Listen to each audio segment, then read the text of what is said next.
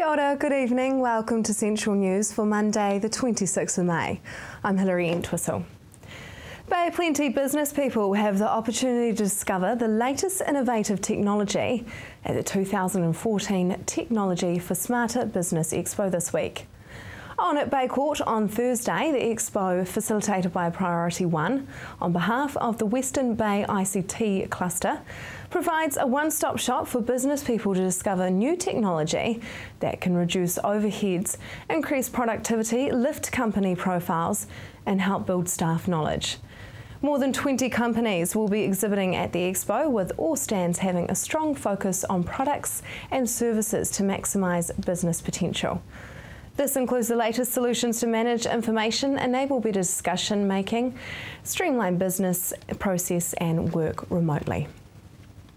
Community patrol numbers throughout the Western Bay are desperately low and an urgent call is being put out for help.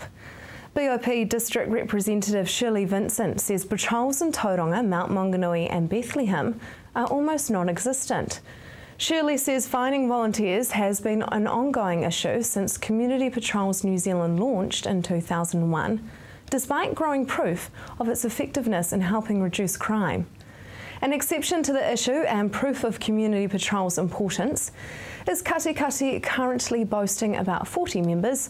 With high membership, patrols are completed 3-5 times a week. Katikati Police Sergeant Steve Hindmarsh is crediting the patrol's work in helping reduce Katikati's overall crime rate.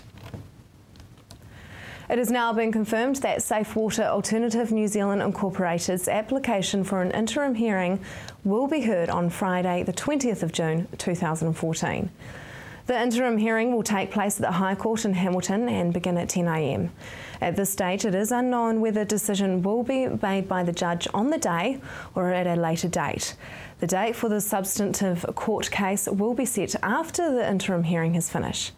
Hamilton City Council is opposing the application and $50,000 was set aside in the draft 14 to 15 annual plan to meet this cost. If the application for interim relief is refused, fluoridation of the water supply will recommence as soon as practical. Tauranga City Council's figures for the 10 months for the current financial year show a $4.2 million surplus that is expected to carry through until the end of the year in June. The Council's gross external debt is the lowest it's been all year, $375 million to $380 million. The end-of-year debt forecast is stated in the report to be $409.4 million in 2 months' time, but the bar graph in the agenda has gross and net external debt below just $400 million at year's end. The debt level has been over $400 million all year, peaking in November 2013 to more than $450 million.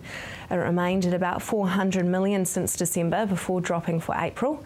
The city's debt to revenue ratio at the 10-month mark is 222%, expected to be 244% by the end of the year. Now for our region's marine forecast. Raglan, west coast, easing Tuesday morning. It's going to be variable 10 knots. Heavy southwest swell easing throughout the day. Your high tide is at 8:52 a.m. East coast, Bay of Plenty, southerly 15 knots easing to 10 knots in the morning and to a variable 5 knots for a time in the afternoon. The sea's slight out there and it's high tide at 5:40 a.m. Just ahead, the country markets taking Hamilton by storm. Welcome to Central News. The Gordonton country markets have been running for 2 years and are gaining a reputation as being an ideal place for newcomers to the market selling platform. Anne-Marie spoke with co-organiser Karen Stroud to find out why the Gordonton country markets are proving to be so popular. I think it's because Gordonton has such a heart for people and it really is just an amazing tight community. So people are out and about and they really like coming and buying local and meeting people. It's actually a really good meeting place for people. So I think that's one thing. The other thing is I think locally there's so much talent, like people making things. There's real cottage industry and it's obviously out in the country. So people actually do really well at growing things. So I think that's probably one of the main things. You're introducing how-to workshops. Tell me about these. It's just something that we're just starting to now. We're starting to think of them and pulling them together, and it's really just at the infinite stage, and it's really just about getting together some of the stall holders who are quite established and do really quite well, and I mean some of these people have been doing it years and years and years, and learning from people who are successful at what they do and bringing them together in a kind of community way and getting them to interact and share with people who are just starting. So it's kind of looking at those, I mean, some of the things are very basic about what they do, about recognising what people like, what people look at, what they touch is something, you know, to look at and to concentrate on. And if people aren't looking at your product, learn to morph. You know, greeting people, you know, being smiley, saying hi. If you're selling something, maybe food, having samples. We've got a girl who makes marmalade. She has all the testers, and once people test her food, it just goes. Now you've got another option for first-timers, an umbrella stall. What are these all about? It's kind of something that we kind of got together as the team. There's 4 of us on the team who kind of organise and see through the Gordonton Country Market. And it was kind of like we saw from a lot of feedback, people wanting to start, and they were real newbies. They'd never done markets before. And they said, I want to do this. I'm good at painting, or I do this form of art, or I make this. Really talented, but they said, I've never kind of sold something like that. What do I do? And so rather than getting them doing a complete stand, which might be 3 metres of their product or produce, we said what we'll do is we'll start off with small umbrella stands, which they could do just on a card table or just basically with an umbrella in which way they want to present it. And it gives them an opportunity to start in a very small way and see how they're welcomed by the public. There's a belief that things are cheaper at markets. Do you think that's the case? I think what it is I think it is definitely cheaper in the fact that it's quality. And you're actually paying for what you get. I mean, when you look at people's jams, for example, it's actually real fruit. So you're actually paying for food rather than fillers and colours and water and sugar.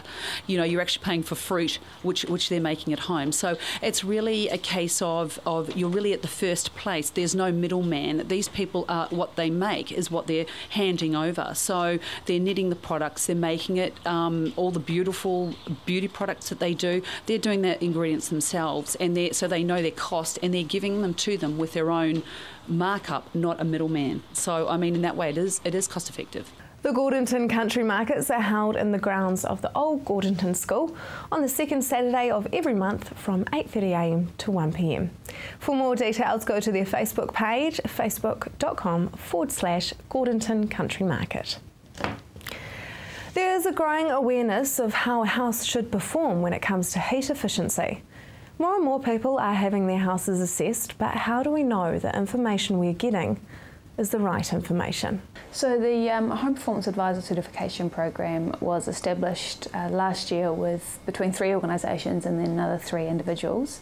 They were Community Energy Network, Enviroschools Foundation and Beacon Pathway, and the purpose of the training program was to raise the competency of advisors going into homes and giving advice on energy, waste and water. Why did you see a need for this, and what was happening before? Well, we conducted a feasibility study to determine if there was a gap in the market for training of home performance advisors, and the feasibility study determined that there was. And what we also know is that a lot of advice given in homes has been incorrect and often sales-based. So those couple of things combined meant that Kiwis actually receiving the advice were often receiving advice that wasn't necessarily beneficial to their situation, whether that's because it was based on sales or whether because it wasn't quite complete. So we identified that there was a significant need, especially because the standard of New Zealand housing is so poor. So an opportunity to have a person who has a high level of expertise going into the home giving independent best practice and science-based advice was a significant opportunity to improve the standard. What are some of the worst situations that you've come across of people being told the wrong information? Well, you can kind of lump it into quite generic categories of heating or ventilation or just general sort of one-hit wonders. So if a house is cold they'll be sold heating, whereas if the house is cold, there's usually a reason why it's cold, and it could be because it's damp or it could be because it's drafty. So there's all of these other reasons that come into the bigger picture of why a house is cold, because a house operates as a system. So heating is sort of a one-hit wonder solution which people can pay a lot of money for, but and pay a lot of money for the actual product, and then pay a lot of money for the product in operation, but they still find that they're cold, or they find their power bill so high because they've got to have the heating on for so long to keep warm. So it can be it's quite generic sort of categories, and it's the same for cooling. People can be sold or can be told how their house can be made cooler. And again, there could be other reasons why the house is operating as a system that it needs to be worked on. And yeah, insulation as well. Insulation is an absolute foundational part of a good performing house, but it's only one part, so it's not a one-hit wonder. It's not the only solution. Coming up after the break, Montessori goes intermediate.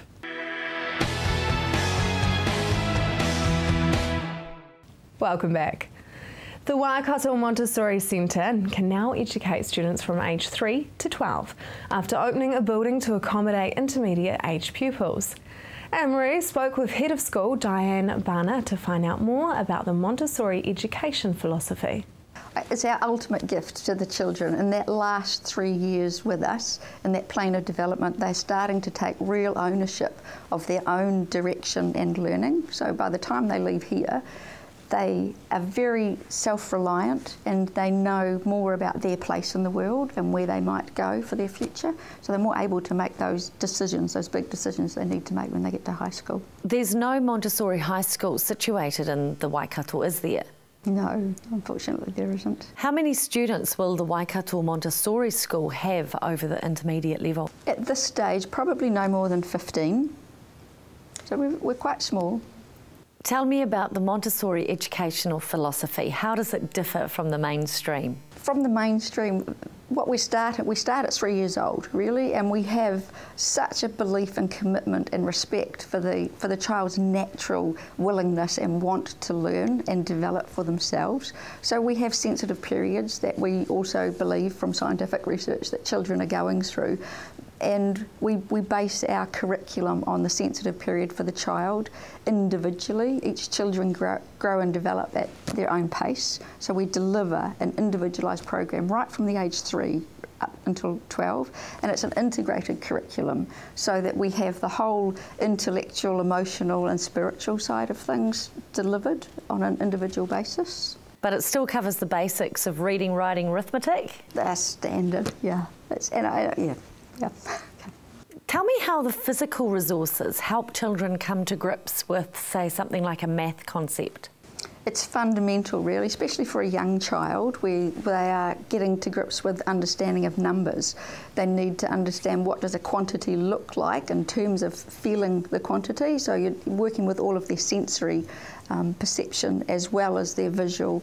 And in some cases, children's motor skills are not developing at the same rate as their intellectual skills. So we have a movable alphabet, for example, where they can learn to write, even though their hand might not be able to write on a piece of paper. They can use equipment to manipulate because their intellect is able to do that.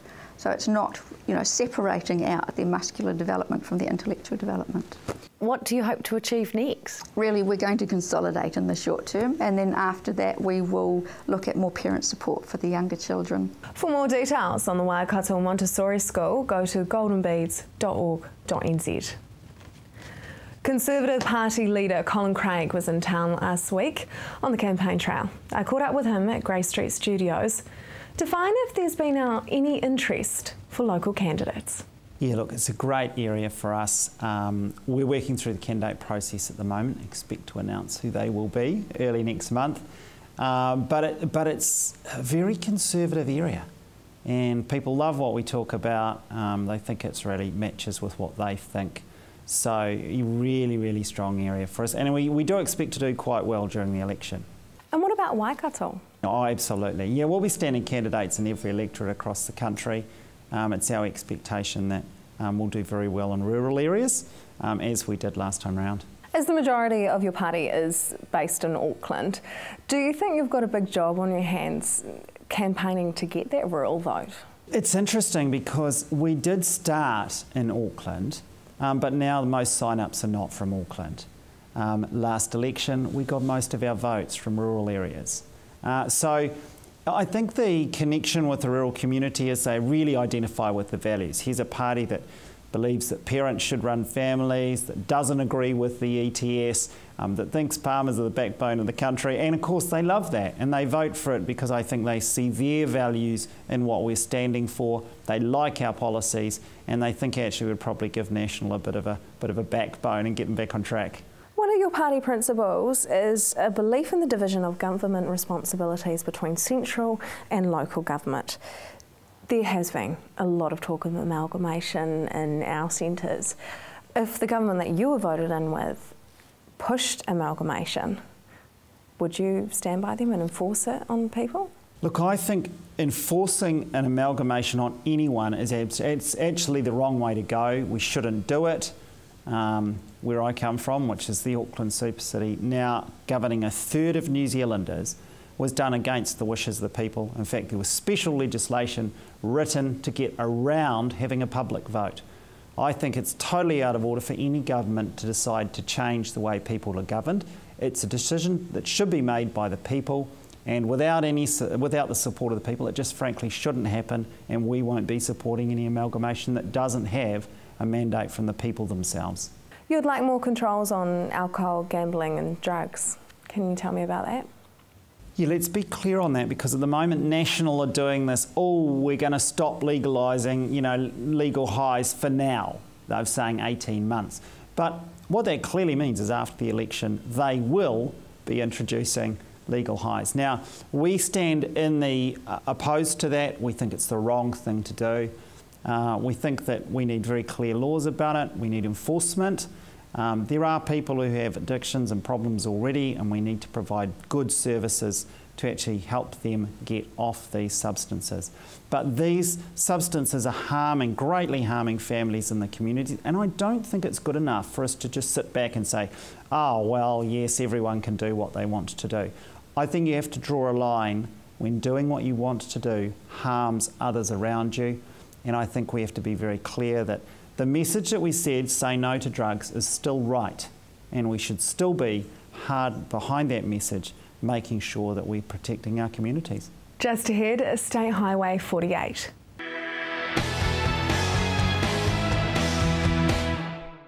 Welcome to Central News. Hamiltonian Chris Williams is perhaps better known as the advertising man of King Street Advertising. However, he is also a talented writer and musician. After 5 years of steady slog, his first musical is in rehearsal mode and will premiere in Hamilton in July. Anne-Marie spoke with Chris to find out who will relate to the story of State Highway 48. Mainly it'll be the, I suppose, 35, 40 plus people, those with families and, busy lives and so on. But really, I don't think anyone would be excluded. I think everyone should enjoy it. But certainly that age group will relate to it more, I think. What was your inspiration? Really, as I was saying, getting started was just purely by accident. I was kind of wheedling away on the piano, developed this riff that I thought, it felt like more of a TV show than anything. And then I thought, no, it feels like a musical. And then I thought, I'll write a musical now. And then I got started. So there was no one single thing, but it was really just the process of telling everyone I was doing it, and then asking me how I was going, sort of kept me going along. Is there a meaning behind the name, State Highway 48? Yes, there is actually. I started writing it when I was 48, and so that kind of is why I arrived at 48. But the name itself is kind of a metaphor for the road of middle age, I suppose, is the way I would put it. State Highway 48, as I found out last week, is in fact the shortest state highway in New Zealand. It's up by Ruapehu or something. So, I don't know, that's kind of quite weird. Tell me about the journey over the past 5 years. Were there times when you thought this would never be performed? Yes, and certainly there were times when I thought I would never be able to finish it, because while I had the broad framework for the story in my mind, but it's broken down into 22 songs, And so it was very hard, joining them all together. And there were times I'm thinking, oh no, I'll just forget this. But then, I'd see someone in the street and they'd say, how's your musical coming along, mate? And I'd say, oh great, no, I'm nearly finished. So then I kept going. What were some of the challenges you faced? The biggest challenge for me was the lyrics. Because I've got the music side of it, I don't find as hard. Well, I can develop, little song ideas and so on quite easily. And I had a good kind of, I suppose a good list of songs that I was working with anyway, that I would just kind of visit every once in a while and see if they fitted in. But the lyrics, it is so hard. Because basically what you've got to do is, the first word has got to lead to the last one in terms of the overall story. And each song has to tell its own story as well. And so it's very challenging. You've assembled a stellar cast to perform your musical. Tell me about them. Right. It is so exciting to be working with these people. Brian Beveridge is playing the lead character, which is Dave, and Kirsten Hickman is playing the lead female character, which is Sharon. Brian's very established locally. He's fantastic, performer, singer, musician, and Kirsten has been out of the scene for a little while. She's been raising her kids and so on, but she can sing like an absolute angel, so it's great to be working with them. And then there's some fantastic other people along with the cast as well, so I'm really excited about that. State Highway 48 opens from July 10th to 12th, Clarence Street Theatre in Hamilton. Now for our weather for Tuesday. Hamilton, a few morning frosts and light winds. Your expected highs 12 and an overnight low of -2. The rest of the Waikato sunny days, but morning frosts and light winds bring cold nights. Paeroa 3 and 2, Matamata 11 and 1, Te Awamutu 12 and -2, and Tokoroa 11 and -2. Bay Plenty, Tauranga fine with morning frost and light winds. Your expected high is 14 and an overnight low of 3. Te Puke the same for you with 12 and 2 your temperatures. That is us for today. Like us on Facebook or email us at news@tvcentral.co.nz if you'd like to get in contact with us. Join me again tomorrow night for more stories from the Waikato and the Bay Plenty. I'm Hilary Entwistle. I hope you have a lovely evening.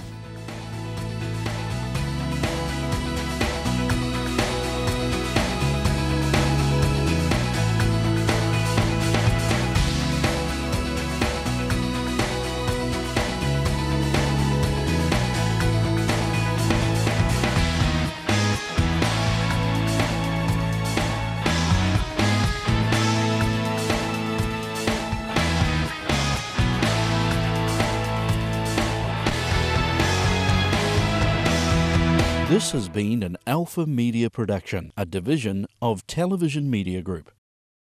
Supporting local content so you can see more of New Zealand on air.